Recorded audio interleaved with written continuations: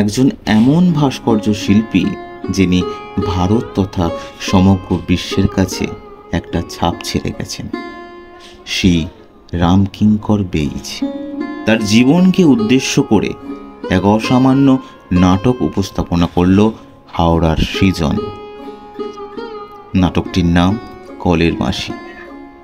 নাটকের আগে ছিল বিশেষ গুণীজনদের ভাষণ ও সম্মান প্রদান। মনে হয়েছিল যে একটা নাপিতের ঘরের ছেলে তার অধ্যাবসায় এবং তথাকথিত শিক্ষা একদমই পায়নি, সেই অবস্থায় প্রবাসী পত্রিকার সম্পাদক রামানন্দ চট্টোপাধ্যায়ের হাত ধরে যে গুরুদেবের আশ্রমে এলেন এবং অক্লান্ত পরিশ্রম এবং অধ্যাবসাতে তিনি কলাভবনের আচার্য হয়েই অবসর নিয়েছিলেন। সব মিলে একটি অসাধারণ প্রযোজনা, আমার খুবই ভালো লেগেছে। আর জীবনীমূলক নাটক আমার খুব পছন্দ।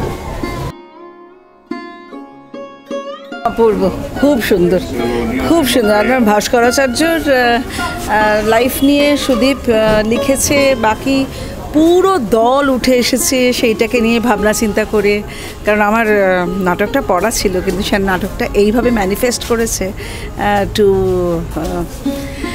Two ultimate perfection. আরও ওরা পারফেক্ট হবে। খুব সুন্দর, খুব ভালো লেগেছে।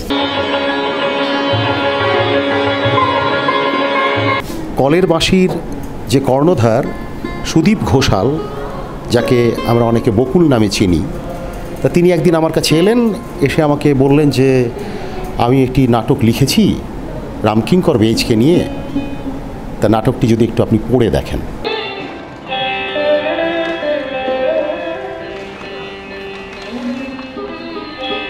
তুমি তোমার গবেষণার বিষয় করেছো? হ্যাঁ স্যার। আর মানুষ পেলে না, অনেক ঝুঁকি পোহাতে হবে, কিন্তু আসলে বেশ বেশ কতগুলো দিন তোমাকে আমার কাছে আসতে হবে। আর আমার শরীরটাও তো সত্যি সত্যি খুব।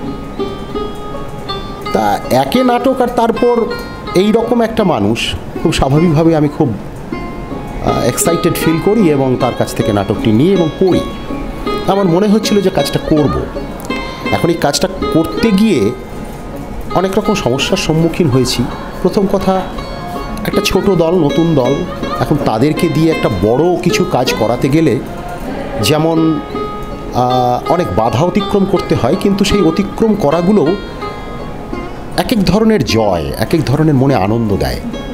খুব ভালো বললে মানে কম হয়। মানে আমি রামকিঙ্কর বেইজ পড়েছি, এরকম একটা চরিত্রকে নিয়ে মঞ্চে তুলে ধরা, এরকম একটা ভার্সেটাইল এবং অনেক দিন ধরে অনেক কাজের মধ্যে এবং পুরো কাজ এবং জীবন একসঙ্গে মিলে যাওয়া যে ব্যক্তিত্ব, সেটা তো সাধারণত হয় না। সকালবেলায় ও রামানন্দ বাবু দাড়ি কাটতে যাবো, ও দেখে লুলুল নাই, ও লুলুল দিয়ে গাছে গরু একটা করছে, লিজে একটা গরু, আবার গরু একটা কিভাবে হবে লাইবা। তার এই মুখ্য মুখ্য কিছু কিছু জায়গা, যে জায়গাগুলোকে নিতে হয়েছে এবং যার জন্য অবশ্যই আমাদের ঋণ স্বীকার করতে হবে বিশ্বভারতীর কাছে, মানে শান্তিনিকেতন।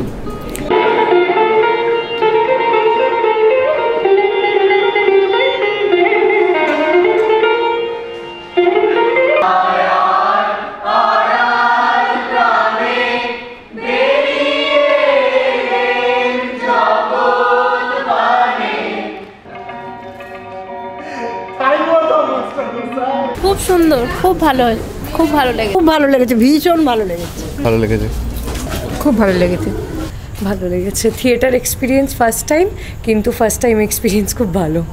এসেছি আটা করছিলাম ওখানে,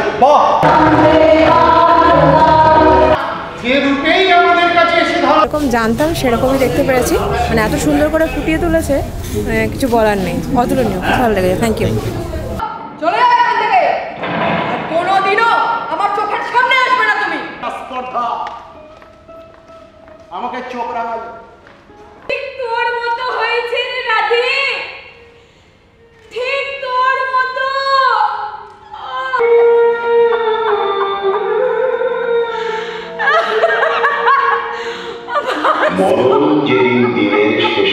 নাটকটা কেমন লাগছে? খুব ভালো হয়েছে। সঞ্জীব সরকার অভিনয় খুব ভালো লেগেছে, ডাইরেকশন ভালো লেগেছে, totality overall production is very good. কালচারের সঙ্গে যে তার জীবনের যত নারী এসছে তাদেরকে তুলে ধরেছেন এবং সেটাকে যেভাবে তুলে ধরেছে নাটক লিখে এবং সঞ্জীবদার যে অভিনয় রামকিঙ্কর বেজ চরিত্রে অসাধারণ, খুব ভালো, খুব ভালো। দারুণ লাগলো, আমরা অনেক কিছু জানতাম না কিন্তু সেটা জানতে পারলাম, ভালো লাগলো, খুবই ভালো লেগেছে। এরকম নাটক অনেকদিন বাইরে দেখলাম, একটা জীবনে নিয়ে এত সুন্দর যে নাটক করা যায় তাই জন্য খুব ভালো লেগেছে।